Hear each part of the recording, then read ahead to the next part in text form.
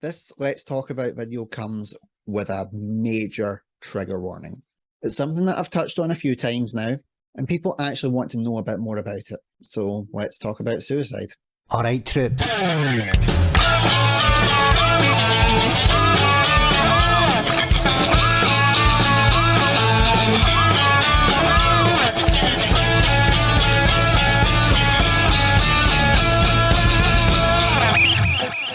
Suicide.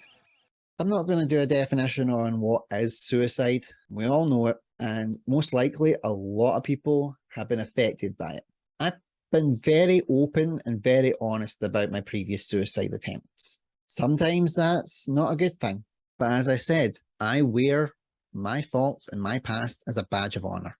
I spent so long running from it that I don't want to run from it anymore. I'm tired of running.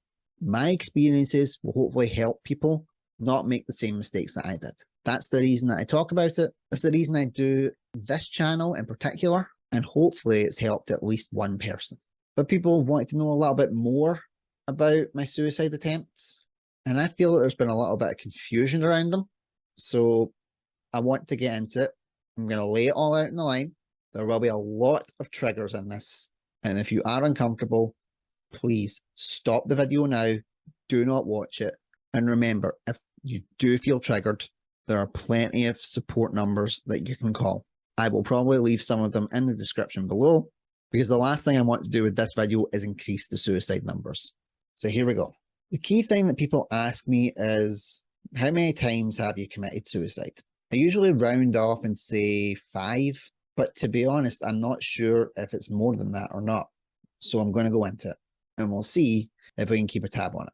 First time, I was 14 years old, and I've mentioned before that high school was not a particularly pleasant time for me. I constantly got bullied because of my red hair. I was overweight. I wasn't good at sports. I was really sensitive. I loved the performing arts.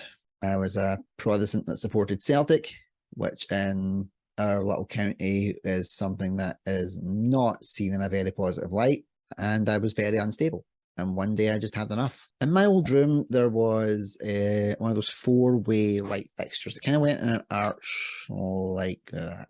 And it was also a year where I still had a ghetto blaster, and that's hard to believe. And I just thought, wonder if that wire can go around my neck, go around that light fixture, and I can finally say goodbye. And that's what I did. And then the wire broke, and that was that. A lot of people have told me that those wires can't actually break. It did with me. So yeah, chalk one up on the board. The second time is the one I class as the accidental attempt. Still in high school, 16 years old, and I was still struggling. But I also had a cold. I wasn't feeling well. Stupid me thought that if you took 2 paracetamol 2 times a day, then that was the dosage. It's actually 2 every 4 hours. So I polished off about 16 paracetamol. When I realized that fact, at first I was like, oh no, I'm going to kill myself.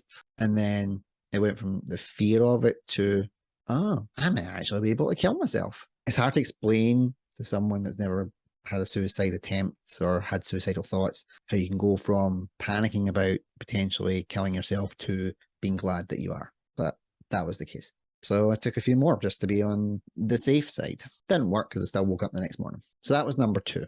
Number 3, I went quite a long time without another suicide attempt. But the third one is the one where I can say that all the signs and all the planning that you do around a suicide attempt were there. Everybody knows that I was in an abusive relationship. At this point, the abusive relationship had ended, but the abuse was still carrying on. And I was in a dark place. It also didn't help that one of my friends had committed suicide the October of that year. I got to about Christmas time and I thought, I can't keep going. And it stayed as a thought for a little while. I didn't go any further than that, but I was still in that place. And then I found out that there was a big party going on at my local pub at the time, and it was a free bar. My head instantly went, that's your expiry date. So I started planning. Planned how I was going to do it, when I was going to do it, planned how to keep it secret from everybody, started doing video recordings for family and friends for when I was no longer around. And the worst part is, those couple of months were actually some of the best that I had had in my life at that point. It felt like the handbrake was off. My head just said, you've got your expiry date, let's just enjoy everything until that day. The day came round. I started off the day with some alcohol and some pills before I went out. Like I said, it was a free bar. I drank, I actually lost count of how much I drank at that point. And then I thought, right, time to do this. Sent my goodbye messages, went in the toilet, got all my pills out, started taking them. And one of my friends at the time walked in and saw me doing this and got the rest of them out of my hands and got me home as quick as possible. And I just completely lost it. Screaming, yelling, floods of tears, everything just came out. And then the next day I woke up and remembered, oh God, I sent all those goodbye messages. I had a ton of missed calls, voicemails, then the police showed up at my door.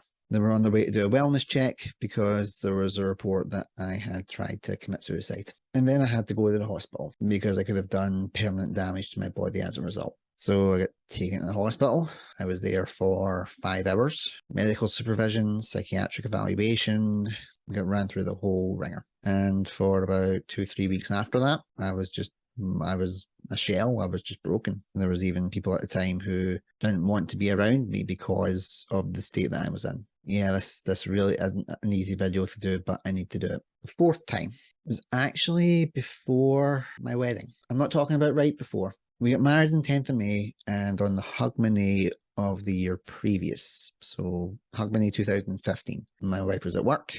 I got a rope, went out and tried to hang myself from a tree outside. I say try because I really couldn't climb a tree. I couldn't do it when I was a kid. What makes me think I could do it when I was almost hitting 30. Had the rope around my neck long enough that it had left some marks. Alison saw those marks when she came home. And again, I just broke down. I just couldn't cope. And the 5th time, just after the boys had been born. Everybody knows boys were emergency section. They were 10 weeks early, 6 weeks in hospital. And during that time, I started going through a bad bout of psychosis. Psychosis is basically when you start hallucinating and seeing things that aren't really there and hearing things that aren't really being said. And I was going through a really bad phase where I was hallucinating that I was hurting my kids. Again, I do not like talking about this, but I need to. And I want to specify, aside from the one time that I mentioned where I got removed from my house for 6 weeks, I've never, ever hurt my kids, ever. But at that time, I thought I did. And I remember just going into the room. I was going to say goodbye and just walk out, not come back. And I looked at them and I thought, I can't do this. I can't walk away. But for some reason, I thought it would be better if I just killed myself and I wasn't around. So I grabbed a knife from the kitchen, held it to my throat, started to cut. Wasn't enough to do any damage because when I started doing it, I quickly realized, Andrew, what the hell are you doing? You need to be there for your kids to see them grow up. They would rather a dad that wasn't perfect than having no dad at all. So I stopped, cleaned the blood off. Didn't result in a scar, thankfully, because it wasn't that deep, but it's still deep enough to draw blood. So that's as many times as I've tried to commit suicide. I have had more thoughts of suicide since then.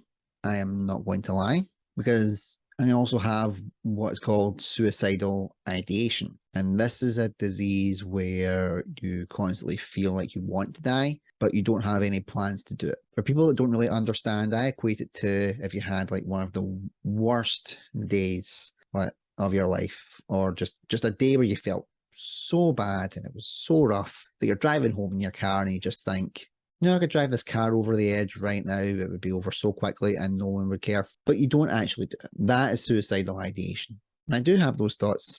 I'm not proud of them. I don't like that my brain can be like that, but that's the hand I've been dealt with. And sometimes I have to spend a lot of my nights fighting these thoughts and reminding myself that things are going well for me now. I'm in a job that I enjoy. I have a beautiful wife. I have 2 amazing sons. I have a really good family and a really close network of friends and colleagues that I actually consider friends. But it's tough. I'm not going to lie. It can be really tough. Talking about this has not been easy, as you can probably see right now. I'm struggling to try and keep it together. And anybody watching this will be thinking, why? Why are you doing this to yourself? Why are you talking about this? Because I have to. I have to do it so no one else goes down the same route that I've been down. I want people to watch these videos and think, right, he's been down the same hole as me and he found a way out. I can find a way out. It's why I get up every day and grab this microphone and make these videos. I want people to know that having these thoughts They're not pleasant, but it's okay to have them as long as you don't follow through on it. Everybody has days where they just think that they could throw themselves off a bridge. You may not think that people do, but they do. They just don't talk about it. And when they don't talk about it, that's when it normally happens. So if people keep wondering why I constantly talk about my suicide attempts, it's also a little bit of a reassurance for the people that are closest to me. If I keep talking about them, I won't do it. I don't talk about them, then we're in trouble. If being upfront about my mental health issues and being upfront about my suicide attempts cost me in the long run, whether it be job opportunities, whether it be promotions, whether it be speaking events, whatever, so be it. Because that is exactly what's wrong with our industry and what needs to change. Everybody can have good days. Everybody can have bad days. Everybody struggles. Think about all the people that we have lost to suicide. Robin Williams, Chris Cornell, Chester Bennington. The list goes on and on because they felt like they had to be the funny guy or the talented guy and couldn't deal with their problems. And I will not be another statistic. I can't be another statistic.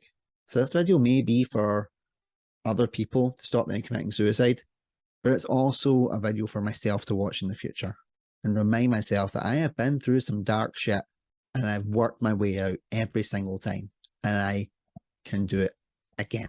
And I will do it. Thank you all for watching this video. If you have been affected by any of the issues that I have raised in this video, there will be help and support numbers in the description below. Please use them. Until next time, take care, stay safe. Bye bye.